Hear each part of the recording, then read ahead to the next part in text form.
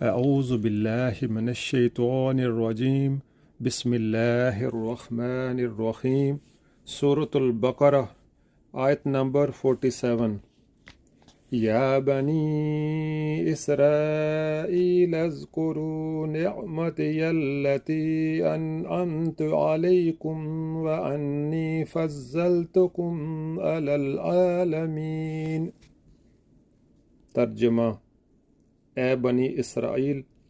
یاد کرو میری اس نعمت کو جس سے میں نے تمہیں نوازا تھا، اور اس بات کو کہ میں نے تمہیں دنیا کی ساری قوموں پر فضیلت عطا کی تھی۔ یہ اس دور کی طرف اشارہ ہے جب کہ تمام دنیا کی قوموں میں ایک بنی اسرائیل کی قوم ہی ایسی تھی جس کے پاس اللہ کا دیا ہوا علم حق تھا،